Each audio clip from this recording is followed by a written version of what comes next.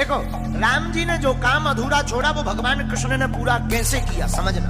अच्छा भाई, हनुमान जी बोले अब हम हार गए, हमें आज्ञा दो अर्जुन जी।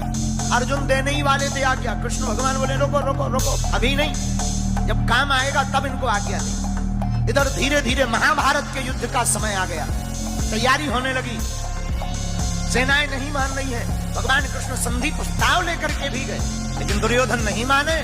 भगवान समझ गए अब युद्ध होगा, तो अर्जुन से कहा अर्जुन जी अब युद्ध के बिना काम नहीं चलना है, अब हनुमान जी को बुलाओ। वो जो वचन दिया था, जो हम कहेंगे वो करेंगे, अब वचन निभवाओ। तो अर्जुन भगवान कृष्ण हनुमान जी के पास आए, कहा कि आपने जो शर्त हारी थी अब उसको पूरा करना है। हनुमान जी बोले आज्ञा करो। अर्जुन जी बोले सरकार बताओ क्या मांगना है। भगवान कृष्ण बोले अर्जुन राम अवतार में हमारा युद्ध इनके बिना पूरा नहीं हुआ था, और कृष्ण अवतार में भी हमारा युद्ध इनके बिना पूर्ण नहीं होगा। अर्जुन जी बोले इनकी क्या जरूरत है, क्या हम कम हैं? भगवान बोले कम तो हम भी नहीं थे। भगवान कृष्ण बोले कम तो हम भी नहीं थे, फिर भी हमें इनकी जरूरत पड़ी। अगर ये ना होते तो वो युद्ध पूर्ण नहीं होता। अर्जुन जी बोले मतलब हे अर्जुन, अगर हनुमान जी ना होते समुद्र पार कौन करता? अगर हनुमान जी ना होते, अगर हनुमान जी सहाय नहीं होते तो युद्ध नहीं जीतते। और महाभारत में भी युद्ध है अर्जुन, बिना हनुमान जी के नहीं जीता जा पाएगा। हनुमान जी बोले अब आज्ञा है, ठीक है, लेकिन हनुमान जी हाथ जोड़ के विनोद में बोले सरकार हम तो राम जी के चरणों में रहते हैं। भगवान कृष्ण बोले इस बार हमारे सिर पे रह लेना। देखो यही भगवान की दयालुता है। राम अवतार में जो राम जी के चरणों में हनुमान जी थे, पर यही कृष्ण अवतार में उल्टा हो रहा। कृष्ण अवतार में हनुमान जी कृष्ण भगवान के ऊपर, ध्वज के ऊपर विराजमान है। अच्छा बोले महाराज और तो सब ठीक है, एक बात हो। बोले क्या? हमारी एक आदत है। क्या? बोले युद्ध के बीच बीच में सत्संग सुनने की आदत है। अर्जुन जी बोले जय हो। हनुमान जी बोले क्यों? बोले अगर सत्संग ही होना होता तो युद्ध होता, वहां तुम्हें कोई प्रवचन सुनाएगा कि लड़ेगा?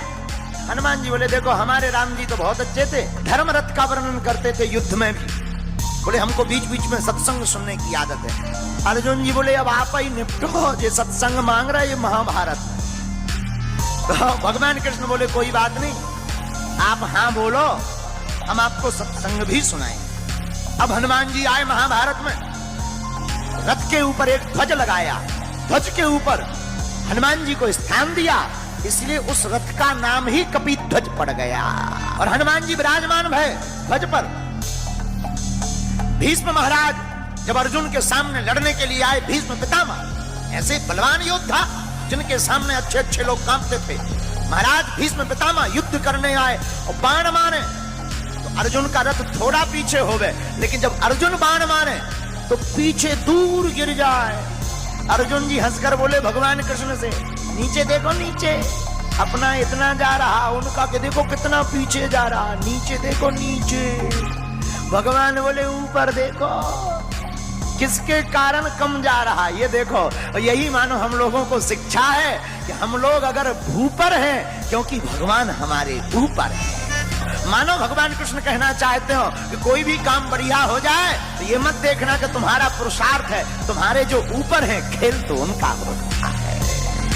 अर्जुन जी मुस्कुराए, हनुमान जी भी मुस्कुराए, और भगवान ने गीता सुनाई तो अर्जुन को है।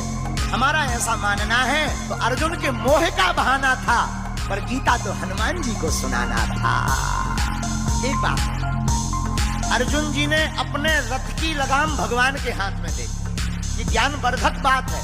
अपनी जिंदगी की लगाम जो भगवान के हाथ में सौंप देता है, वो कितना भी महाभारत जैसा युद्ध हो जीत करके ही बाहर निकलता है। जो भक्त अपनी मन की लगाम परमात्मा को, गुरु चरणों को दे देता है, वो जीत करके ही आता है।